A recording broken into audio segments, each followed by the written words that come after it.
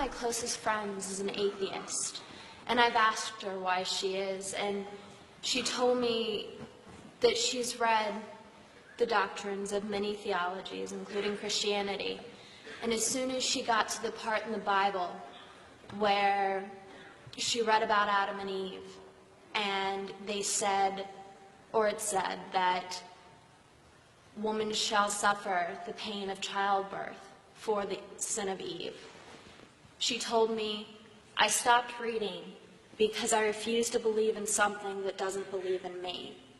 What would be your response to her? Okay. When a person rejects a certain worldview, you have to respect, if they're being honest, why they reject it. And if I were sitting across a table with her, I would think she's a woman with a tender conscience, a woman who has personal worth, and a woman who says, if this is the way I'm described, there's no place for me here. So, if her deduction is correct, one can validate the objection. But if the deduction is incorrect, then she has to change her view. First, she has to know what it is she has adopted while she has rejected something else. I remember I was speaking at the Center for Geopolitical Strategy in Russia, full of atheists.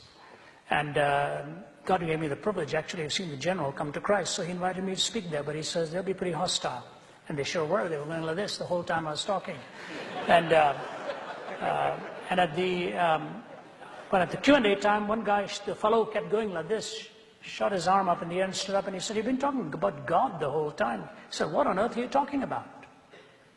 Well, the question logically to answer him was, are you an atheist? Yes. What is it you're denying? What is it you're denying? So when a woman or a man says they are denying the existence of God, what are they affirming in its place? She is actually affirming that this God or religion is not true. Atheism is. But if atheism is true, she has no value. If atheism is true, there's not even a point of reference for her worth. We are the product of primordial slime. Time plus matter plus chance, the accidental collocation of atoms.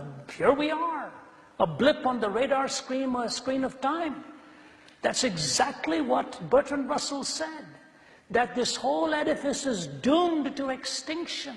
We are here by cosmic accident. So that's the first thing. The second thing is, first she reduces her own worth to nothing but material. Secondly, she's making a moral judgment. But in an amoral universe, how do you invoke a moral judgment? If this is a naturalistic framework, why is it morally wrong for God to say you're not of any worth? But it's because she's invoking a moral law and she's invoking worth, which basically tells me she's actually borrowing from the Judeo-Christian worldview in order to debunk it. All right, now here's the point. You never take a word out of context. You always put it in its larger context. You know, when Jesus saw the woman who was taken in adultery, he really let him have it. Where's the man? Where are her accusers? The guy's never brought the man. He was gone somewhere. She obviously didn't commit adultery with herself. You were living at a time in a culture then where this kind of thing happens so often.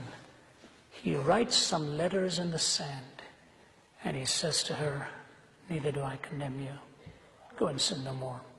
The woman with the alabaster ointment, in that culture, for her to have even touched him was audacious. And yet, the Pharisees sitting there said, if Jesus only knew who this woman was, he would not have had her have any part in him. And he said to them, you know, guys, what she has done to me is going to be told all over the world where the gospel is preached. And he received her gift. When I was in Albania last year, they sat me down in the museum and brought the Greek translation of Chrysostom of the New Testament. And I looked at the passage where this woman with the alabaster ointment had poured it on Jesus. Her story is told where the gospel is all over the world. when he revealed himself in the resurrection, he went completely against the climate and the culture of the time. He revealed himself first to the women who had come to the tomb, whose testimony was not even valuable in court at that time.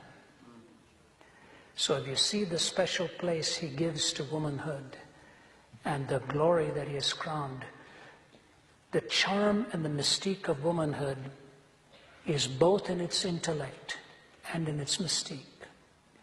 Today, if you were to take women writers, they touch the nerve of reality much better often than men did. I think of people like women like Dorothy Sayers and all of them. Brilliant, brilliant writers. What has happened, unfortunately, is the way our cultures have oppressed always find somebody to oppress. And as a result, we read that verse in a vacuum and we don't read it all the way, the rest of the way. When you see him highlighting people like Sarah, people like Ruth, people like Deborah, and in the New Testament you see the names of Phoebe and the names of Mary, and all writ large, you see that he tells a man to love a woman the way Christ loved the church. That is the greatest compliment he ever paid you or me, that you were as valuable and you are as valuable as humanity is to him. There is neither Jew nor Greek, nor male nor female, the Apostle Paul writes. So tell her, please don't read that out of context. Read the whole thing. Your reaction would be right if that's all that it's. What it says there is this. Remember, where there is a plurality of the miracle in physical acts, there is also a plurality of judgment in physical expression. You will see this in Exodus, you'll see this in Genesis. Where there's dramatic miracles, there are dramatic judgments as well. And that sin has a cost, and we always remember through this from whence we came. And the glory is through the seed of that woman. He was going to bring the Redeemer ultimately. And I think that is what grace is all about. She should not read it in a vacuum. Tell her to take a good look at Christ and see his treatment of women. And I think she'll find out that there is no other worldview again. I repeat, no other worldview that gives the respect to womanhood that Jesus does. Okay.